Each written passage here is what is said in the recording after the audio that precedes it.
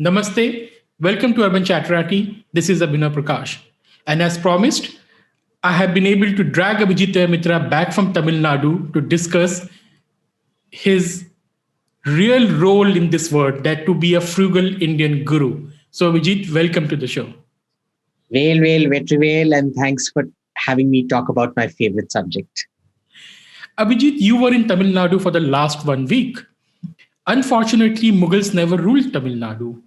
So, what do you people eat there? I mean, you don't have biryani, kebab, you don't have apparently the great Mughlai food. So, what do Tamil people eat? So, fortunately, the Mughals never ruled there. You'll find that Tamil food is a lot richer for it and not destroyed by it, thankfully. So, we don't have kebabs, but we have dry fries. And the earliest mention of anything even remotely close to a biryani actually comes from Tamil Nadu in the Sangam literature. It's called Onnusore, which means single rice, I guess. And what it was a pulao. Now, the difference between a pulao and a biryani is pulao is cooked in the stock. The rice is cooked in the stock of the meat. And in the biryani, the rice is cooked first and then steamed along with the meat. Right? Now, what you find is that Tamil cuisine and all the associated cuisines, so for example, Andhra veg cuisine, Andhra Hindu non-veg cuisine, a lot of Kerala cooking, are in fact very, very unique, very, very diverse. It's not unfortunately in the north, you simply don't get authentic Tamil food. It just doesn't exist. I've tried chicken chettinad, say, everywhere. I've tried sambar everywhere. I've tried, kutu and things like that, alleged Tamil delicacies everywhere in Delhi. You just don't get it, except maybe Sarvana Bhavan or Adayar Ananda Bhavan. But remember, that's restaurant food. That's not cuisine, right? So once you start looking at South Indian food, and if you start traveling to Persia, to Uzbekistan, Kazakhstan, and all those places, you realize exactly how much bullshittery these so-called food historians peddle in the name of Ganga Jamuni Tehzeeb. Okay, because our food is as different as night and day. The biryani is as different as night and day. The pulaus are as different as night and day. So, this nonsense about, this fusion of cultures and things like that, it's just complete codswallop. In fact, many people have pointed it out, Abhijit, and you have traveled a lot in the Central Asia to Iran. What difference do you notice between the food in India and the Central Asia? Because remember, the Turks and the Mughals who ruled India, they were Central Asians. So if they brought all the good food to India, then we would see those food back at home as well. We should be seeing those food in Central Asia. Do we see them? You absolutely do not see them.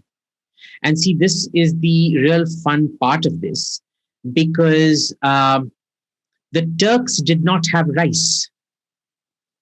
Right? You had to go from extremely irrigated fields.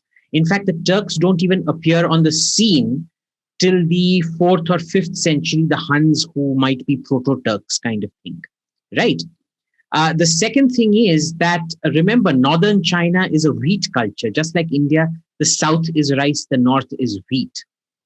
The third thing is, we also know from the Sassanid period and the Achaemenid period, rice was almost non-existent in Iran at that point of time. We have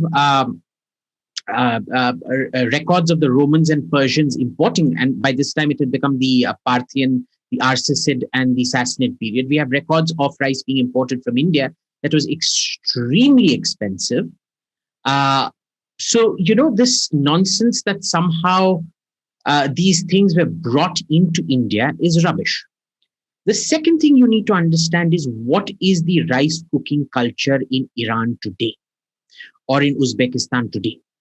Now, in Uzbekistan, you have something called the Uzbeki pulao, which in Afghanistan is called the Kabuli pulao, which is the exact same thing, which is meat is first fried, its fat is rendered, then you add onions, carrots, and raisins.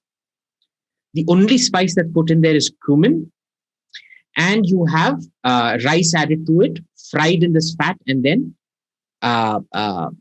water is added to it to cook. Now, what happens with this is, we know for a fact that there is no mention of this kind of dish anytime before the 1300s. Whereas this, the absorption method, absorbing stock cooking thing, is mentioned in Sangam literature from about 2000 years back. Right? Then you go to Iran. Now, Iran, I think people don't realize this, but Iran has been so heavily Turkified. People say Arabified. Clearly, they've never been to Iran because Iran is Turkified. It is not Arabified. And, the word, the geographical definitions of Central Asia and Persia were Iran and Turan. Turan was Turkic Iran, or, well, you could call Persia sort of. So, there was this joke during the Cold War after the Nazi scientists got captured, that the space race was a race between my Germans and your Germans, because all the space scientists were Germans, captured Germans. So this whole thing between Persia and Central Asia, Turan, so between Iran and Turan, was very much a case of my Turks versus your Turks. Now, if you look at Iran, first is Isfahan is famous for its biryani. But you know what a biryani there is? It's a kaleji ka tikka, a liver mash, a mashed liver that is roasted on a flat pan with some with some roti added to it. There's no rice involved in an Iranian biryani. But the Iranians have, so amazing, isn't it? But that's the way it is. In Iran, the concept of steaming meat with rice is non-existent. The rice is cooked in water. It is then steamed. You put lots of other things into it. You can put peas into it. You can put, broad beans into it. That's very famous. You can put apricots and raisins and something called barberries into it.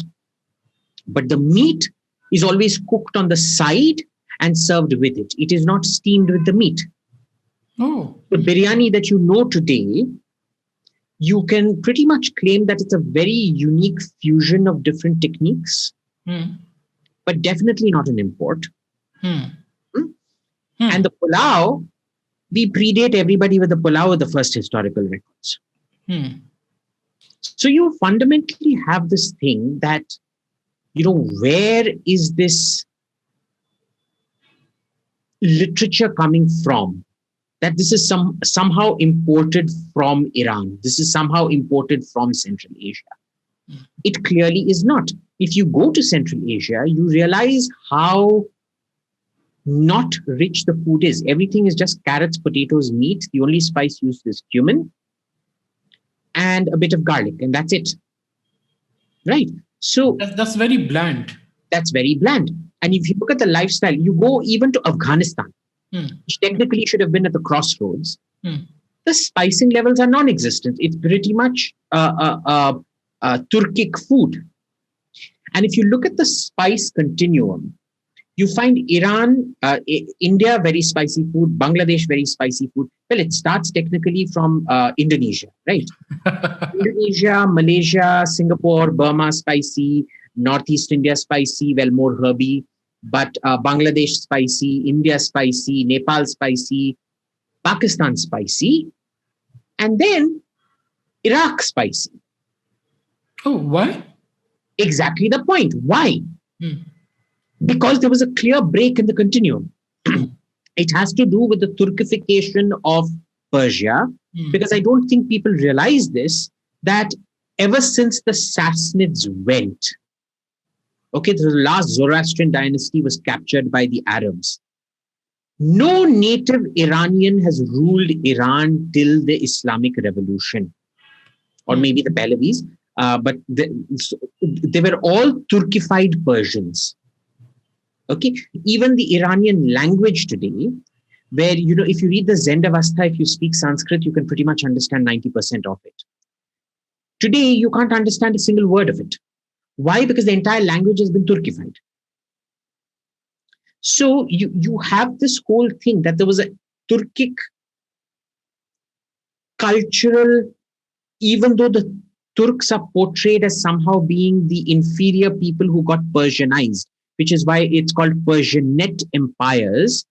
They were only linguistically Persianized and architecturally Persianized. And even linguistically, the amount of Turkic influence, I'm not even convinced that you can say they were Persianized. They Turkified Persia, and Persia Persianized the Turks. It was a very syncretic sort of this thing. And in terms of clothes and culture, and in terms of food, it was completely wiped out by the Turks. It's entirely Turkic, or variations on Turkic food. Because Persia is very similar to the kind of food, very different, but still much more similar to, say, Turkey or Uzbekistan and Turkmenistan than they would be to, say, India or even Iraq. Now, why was it Iraq? Because, Iraq, technically, the word for, the Arabic word for Iran is actually Iraq. So I know it's very confusing, isn't it? So Iraq is called Iraq Arab, and Persia is called Iraq Ajam. So Arabic Persia, and Ajam is not exactly a kafir, but it's not exactly a true Muslim either. Second grade Muslim. Second grade people, Muslim. Non-Arabs who converted to Islam. Arab Persia and second grade Persia. Right? Why was Iraq not Turkified, and why was Iraq not Persianized? Very simple, because of the caliphate. Remember, even after the period of Turkification begins from the 800s to the 1300s, until the last Abbasid caliph is killed by the Mongols in 1257, I think. They maintained Persia. They maintained Iraq as a purely Arabic state, very consciously maintained it as an Arabic state and resisted Turkic influence and things like that. So it was done very deliberately. So even though the caliph was effectively a tool or a puppet in the hands of several other people, that culture was maintained very, very clearly. All right. And at this point of time, remember, Iraq was the heart of the Shia movement. Iran was 98% Sunni. Iran only becomes Shia after the Safavids take over in the 1400s, after the Battle of Chalderan and things like that, right? So all of this has so much influence on food. And yet when you have clearly exposed quacks like Rana Safi and people like that writing about food, I'm going and laughing and thinking, what end of the alimentary canal is this lady talking about? Is it this end or is it the other end? Because clearly she doesn't know her food. She doesn't even seem to know her history. She's clearly never been to all these parts, even though she's technically a descendant of the Safavid dynasty, or at least she claims to be, because there's so many frauds. They all used to come here and claim to be, I'm the Safavid, the Shah's great granddaughter's niece's aunt's 12th cousin for 10 times removed, niece's maidservant's granddaughter kind of thing. Therefore, I'm a Safi kind of thing. These people. In fact, there is a very popular saying in AMU. Only yesterday, someone messaged me this thing. पहले थे हम धुने जुलाहे, फिर हो गए हम गद्दी, लुट P के सैयद होंगे, यही अल्लाह की मर्जी. This is basically that. Yeah, this is basically saying that even the Indian converts to Islam, even if they were coming from artisan caste like Pasmanda caste and all, slowly they claim themselves to be upper and upper caste, and ultimately they claim they are descendants of the Quraysh. So, and this is apparently a popular thing in Muslim university with the caste conflict within the Muslim society. So this was kind of the thing that till racism sets into Europe, Russian czars used to claim, the Russian princes used to claim descent from Genghis Khan. Right. After that, it became not very kosher to claim descent from the Mongols. that you wanted to show European lineage. But during the princely period, they all used to claim that they were somehow related to Genghis Khan and things like that. And you see that in India also. See, like in whatever India, they'll always claim Deva Putrudu and things like that. So, they're sons of the gods, or they'll concoct some lineage that never existed. So this is sort of that social climbing thing. But it's important to understand that in India, even in the space of 500 kilometers, say between, Maharashtra to Karnataka to Tamil Nadu, there is a greater variance in authentic food. I'm not talking about the new homogenized Indian food where you get the same dosa everywhere and all of that. In the authentic food, there is more variety than you will get from one end of from Xinjiang province in China to Persia. Okay, more diversity in 500 kilometers of India than there is in the 5,000 kilometers between the westernmost part of Persia to the easternmost part of Xinjiang. In fact, Turan is one completely homogenized belt. The exact same kind of food, only one spice used, that is cumin. Only onion and garlic used. What are the dishes you get out there? It's a combination of the same damn dishes over and over again. Kababi, which is basically pieces of mutton. And when you say mutton, see, everybody gets this wrong in India. Mutton is technically sheep. We don't eat sheep in this country. We eat goat in this country. If you want to understand what sheep tastes like in those countries, imagine you haven't taken a bath for like 3 days and then go smell your sweaty armpits. Or smell some really old leather shoes that have been smelling for a long time. That is how bad sheep in Central Asia smells. It is foul. It is beyond foul. And the fat in that tastes even more foul. Right? Now, what they do is, it's basically pieces of meat with no marinade on it, with just little pieces of sheep fat stuck in between to, grease it up, cooked on coals. Or it will be Uzbeki pulao, which is what I told you, standard from Xinjiang to Turkmenistan. So from the Caspian to the borders of China to northern Tibet, basically, it's the exact same recipe for pulao. But apparently, we Indians learned the cooking from the Central Asians. When How? they invaded India and they enriched us with their food. Clearly, these clowns have never been to Afghanistan. They've never been to Xinjiang. They've never been to Kazakhstan. They've never been to Turkmenistan and Uzbekistan. If they'd been there, they wouldn't be talking such crap. Clearly, they haven't even been to Afghanistan, because Afghanistan is a completely different food culture to India. So India exerts some influence there in terms of the kadai food. Like, it's a very unique way of making kadai, but that's very much Indian because the spicing level is much more than the rest of Afghan food. Now, when you travel from Turan into Afghanistan and Persia, you begin to see how Persian food is just a very gentle variation of Central Asian food. There are a few more stews involved. But remember, the stews don't have the technique that, say, a European stew would have, or an Indian stew would have, what we call curry in India, or say even a Chinese stew would have. Right? They're very, very simple stews.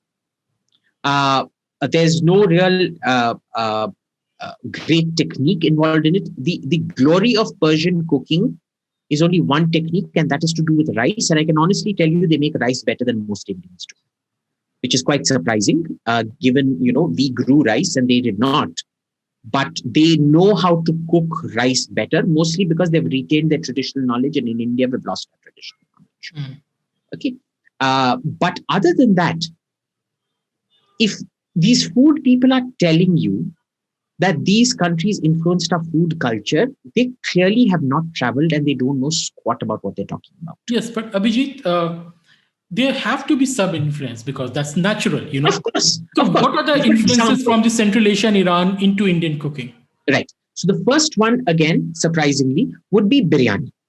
And you know why? Because this concept of first cooking the rice and then steaming it in the residual heat, that's a very, very Iranian thing. But you just said that biryani is Indian, not Central Asian. Yeah, biryani in the term of the biryani we make. Achha, so Indian. today, how we make it has influence of Iran. It's not that biryani came from Iran because we were also cooking it. Exactly. So it's basically a new kind of technique which evolved by intermixing and all. Exactly right. So that technique of post-cooking steaming of the rice, यानी कि पानी निकालो और फिर ढक्कन लगा के 10-15 minute, what we call dum in this country. So let me be clear, not the biryani, but the dumming technique. The technique of dum is a Persian influence into India. Okay, the putting of ground nuts into your food is very much a Persian influence on India. The technique of using fruits, dry fruits in your food is again very much from Iran, right? So these were the three very distinct influences: dumming, the use of fruits, and dried fruits, and the use of nuts in our food. Coming is very, very much an Iranian thing. It is not, repeat, not a Central Asian thing. What are Central Asian things in India? Central Asian things would be kebabs, right? Because for most of Iran, one of the complaints that everybody gets in Iran is that Iranian food is too dry. Chelo kebab, which is dry rice with dry kebabs on top. I mean, it's okay to eat once in a blue moon, but you can't keep eating it every day. You need something to pour over. And that is why the Iranians have this ash, which is like, it's not a curry, but yeah, it's kind of like so much more, it's a curry minus the spices. Which is you'll fry the, so for example, their version of an ash would be you cook palak and 4 or 5 other green sabzi, and then fry some onion and put these 5 kinds of palak in with the onion and the meat. Bas. Right. For us, they'll beat you up in a restaurant if you serve that. Yeah. Yeah. It's fantastic. Like, I like it. If you like bland food, if your palate hasn't been killed off by garam masala and onion, ginger, garlic, tomato paste, you can appreciate it. But even for somebody like me, after about 5-6 days, it gets really boring and I can't deal with it. So the kebabs is a very, very Central Asian thing because it used to be cooked by nomads on their swords. And in its purest form, like it's done in Iran, you do not marinate it. So the marination of kebabs and the variety of kebabs you get here is infinite. In Iran, there is only one marinade, which is onion juice and at most saffron juice. For them, different kinds of kebabs are different ways in which the meat is cut. In India, for us, different kind of kebabs means a completely different marinade. A Malai tikka is different from a Malai chicken tikka is different from a chicken tikka, which is different from a Haryali kebab, which is different from a Zafrani kebab, which is different from a Lehsuni kebab. So those are very Indian kebabs, basically. 99% of all kebabs, unless you have a kebab in India that is only marinated in salt and onion juice and at most saffron and nothing else, it has nothing to do with Central Asia or with Iran. Okay. But what about Arabia? That's also our neighbor. What has been the impact of Indian food on Arabic food and Arabic food on Indian food? And by India, I mean the entire Indian subcontinent, including Pakistan. So the fun thing about Arabia, if you realize, is that, no part of Arabia actually got a great civilization. Immediately after Islam came about, the Arabs sort of migrated and the centers of power became, Damascus. Basra, Damascus, Aleppo, Baghdad, Cairo to some extent. But it was never in the Arabian Peninsula. Where is the great architecture in the Arabian Peninsula? There is none. Why is it that these amazing Arab monuments are built in Jerusalem and Damascus and Aleppo, but not in Arabia? And to understand that, you have to realize that The period of Arab dominance of the Muslim world lasted for about 200 years max. The Turkification of the Muslim world started around 800 AD. As early as about 850 AD, Egypt becomes a Turkic state under the Tulunids, right? Because the Arab armies, remember, Arabia in a small desert peninsula, you can't sustain a big population. Yeah. So what happens is the Arabs went to all these different places. They may have linguistically captured it, but their armies largely became Turkic armies, which is why, again, we go back to the my Germans versus your Germans joke. When the Mongols invade, it's literally your Turks versus my Turks. Because Mongolia, again, there weren't enough Mongols. So most of the Mongol army were actually Turks. So it was my Turks fighting your Turks kind of thing.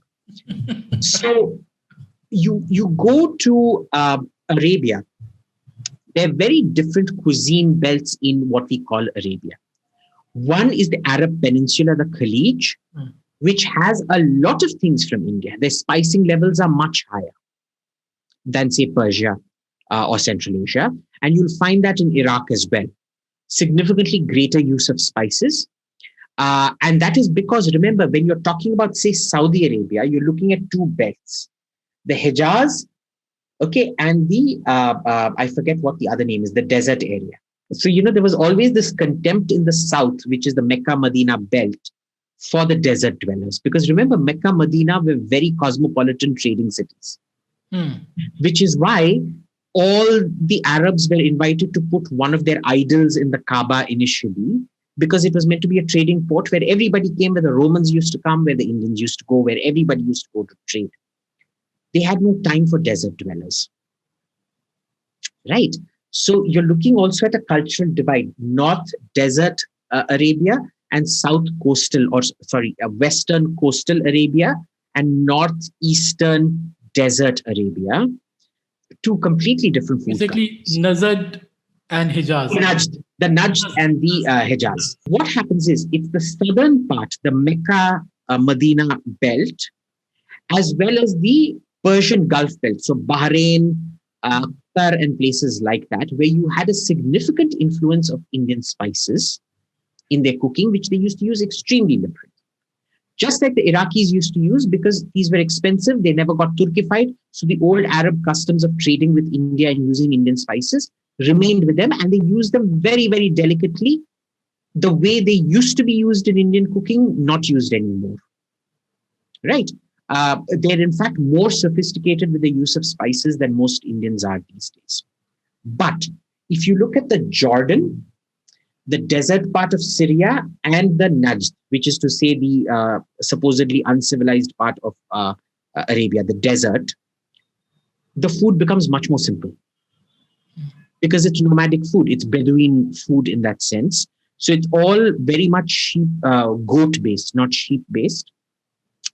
And it's very simple. It's not that sophisticated, right? And then you hit the third part of the Arab world, which is the Levant the Levant coast, which is the Mediterranean coast, where it's completely different again. The oil changes to olive oil, right? Which is, it's no longer animal fat.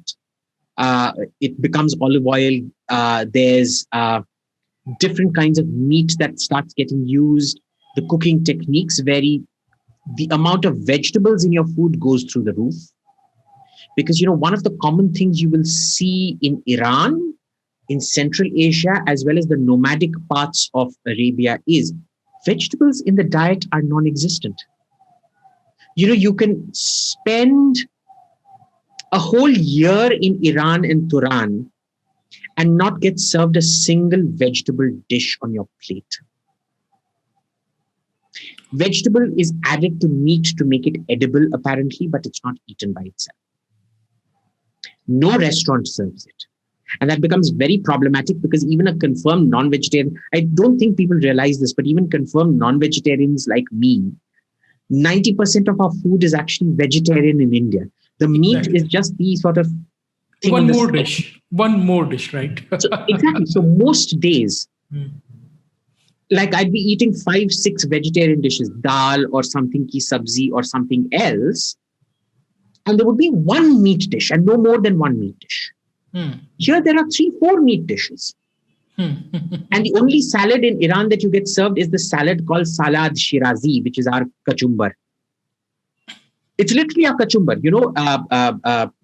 pyaz, so onion, cucumber, tomato, instead of coriander, they'll put a bit of parsley and lemon juice and salt on top. Bas. That's it. And getting even stir-fried vegetables is problematic. You don't get it in Afghanistan. You don't get it in Iran. You don't get it in Central Asia. It just doesn't exist. And I'm sitting there thinking, dude, what the hell is the matter with you people? This is not good for your digestive system. Where are you getting all your fiber from and things like that? Where do they get it from? Fruits? So apparently there's huge amounts of gastrointestinal problems in all these countries. Because the meat eating is so much, it screws up your entire gastrointestinal system. It may have been fine when you were nomads, but it's not fine in this day and age. Yeah. So, for example, when you go to the central market in Tashkent, the meat market, you will find that 95% of the market is dedicated to just meat. Horse meat, donkey meat, all kinds of meat, mostly beef or chicken or sheep. And then in one sad part that's not even under the pakka roof, it's under a kacha building with 1/10 the space or less of the meat side is your vegetable side, where there's nobody buying. The meat side is full of people. The vegetable side, nobody's buying anything. Right? That changes in the Mediterranean. In the Mediterranean, if you go, the amount of vegetarian food available is brilliant. You can be a vegetarian. If you go to Syria, Lebanon, Israel, you can be completely vegetarian. No problem at all. Right? Then you go to Egypt. Now, I have a theory that all great civilizations have a great food culture and a great erotic culture. Egypt disproves all of that. It is a great civilization that has no food culture and no erotic culture. I have never come across a more godforsaken cuisine than Egyptian cuisine. The moment you get into Egypt, the first thing you're thinking about is getting out of Egypt. Everybody goes, oh, you should eat koshari, koshari, koshari. Koshari kya hai? It is kal ka ya parson ka jo leftovers. They will take semia cooked. They will mix it with rice that's been cooked. That's mixed it with the dal that's been cooked. That's mixed with whatever 1 or 2 sabzis that have been cooked. That is mixed with whatever jo meat ka, kal ka, chicken ka, curry ya jo bacha tha. Not even that usually. It's a vegetarian thing. And rajma that's cooked. They mix it all together by hand and they say, ha, ha, ha, ha, so amazing, try it. Or wo bhi dahi chawal uske upar dal diya. Bas. It's like literally going to your fridge at the end of the week and not even cooking rice and eating things separately. It's putting it all together, mixing it all up. Imagine you're taking achar, dahi chawal, chicken curry, jalebi, semia ka kheer, and mixing it all up and eating it. Well, you will call a diplomatic incident between India and Egypt now. I don't care. Egyptian food, the Levantine part of it, which is clearly imported, which is not native to Egypt, is good. But the native delicacies of Egypt are shockingly bad. And that belt persists. You go up to Tunisia and Tunisia and Libya, the food is absolute crap. And you'd have thought that Libya being under Italian occupation, the food would be somewhat better. It really is not. I can honestly tell you, Egypt, Libya are my worst food memories ever. Okay? They were worse than North Korea. And that's saying something. Then you come to Morocco. What did you eat in North Korea? Well, I was served dog meat, but I didn't eat dog meat. I couldn't bring myself to eat it. I was convinced I was going to eat it, but I just couldn't even touch it. But mostly it was pork. So there's the death penalty for killing cows In North Korea, in North in the Korea. great communist state. Yeah, the great communist state, because cows are considered too valuable. You can't just kill them for food. They're needed as draft animals because, see, there's a shortage of fuel. So problematic. Then what? Pork. We got a lot of pork. I couldn't eat it because it smelt really rancid. But North Koreans get a quota of 200 grams of pork per week. Not much, but theek hai, jo hai so hai. But anyway, coming back to Egypt and Libya, very bad food. Algeria, you see some French influence, so it's kind of better. Not great, but better. In Morocco, the cuisine takes off again. It's fantastic. And notice what is common to the bland belt, as we call it. Turkification. Because people don't realize this, that, wherever the Ottoman Empire ruled, I don't care what else they did, they destroyed the food. They homogenized and destroyed it and made it this bland nomadic food, which was disgusting. But looking at Aragon, it seems like they must be very bad. Exactly. Now, why? So, you have these cultural isolates. Why is the food in Iraq so good? Why is the food in the Levantine belt so good? Why is the food in southern, in the Hejaz and in the Persian Gulf part of Arabia so good? Why is the food in Morocco so good? Because each in its own way restricted or reduced the Turkic influence. And what people don't understand is, out of 1,400 years of Muslim history, only 200 are Arab. The remaining 1,200 are entirely Turkic in one way or another. So to say that desert, not even steppe nomads, influenced the cuisine of India is a bit like saying Eskimos influenced Arab dome construction. Or, well, it was technically Persian dome construction. Why? Because we know the Eskimos would have built the first true domes, which were igloos. It took a lot of architectural, this thing. It's as believable as that. But my final question to you, Abhijit, we have been talking about Central Asia, Iran, and Arabia, but there's a heavy influence of Europeans on Indian food, especially with the arrival of the Portuguese, who brought lots of things from the New World, from the Americas. Could you tell or list out the most important influences which came from from Europe and also from America to India? So a lot of these people would claim, that I've actually seen things that deep frying did not exist in India till the Portuguese brought it, which is complete rubbish. Because, we had so much oil in this country, and, you have 4 different oil cultures. In the north, it's mustard. In the north and east, it's mustard oil. Then there's a gingery oil culture in the south. There's a coconut oil culture in the southwest. And there is a ghee culture throughout India in some form or another. So, this nonsense about the Portuguese bringing deep frying, and that tempura was actually a Portuguese introduced dish into Japan, is complete rubbish. There are lots of old instances of deep frying in northern China as well, in southern China as well. So, again, complete rubbish. But the biggest influence that the Portuguese did not bring directly, but came indirectly because of the discovery of the New World, was the chili, which we've adopted as our own. But notice, even today, in religious cooking in Tamil Nadu, on Pongal and things like that, you will not use chili. You will not use potato. Because remember, all the O endings, tomato, potato, are Aztec. Chili is also Aztec. No. Potato would be Andean. It would be, so potato, tomato, they're all New World products. So the most important influences: tomato, potato, chili, most important for me specifically, and vanilla.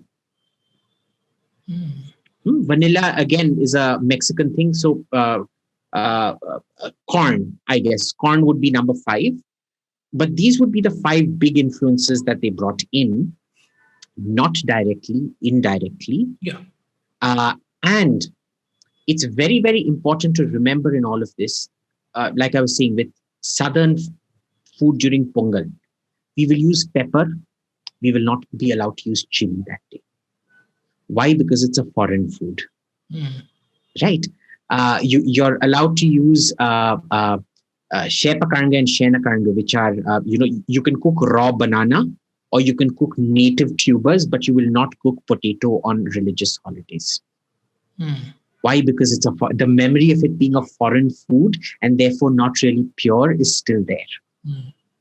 You will never use tomato in any kind of religious food. And, in fact, in Kashmiri cuisine, for example, again on a religious day, and notice the similarity here. They will use chili, but they will not use tomato on a religious occasion. Kashmiri Pandits. So there's a very clear understanding of what was imported and not to be used, and something that was imported that was essential. So, for example, hing, which is not grown in India, it comes entirely from Afghanistan and Iran, was essential because as per Sattvic rules, you're not allowed to eat onion and garlic. And hing becomes your onion garlic substitute. We will have a detailed discussion on Indian food, forgetting all the Central Asia and all, and especially which food is better, North Indian or South Indian. Of course, South Indian, any day.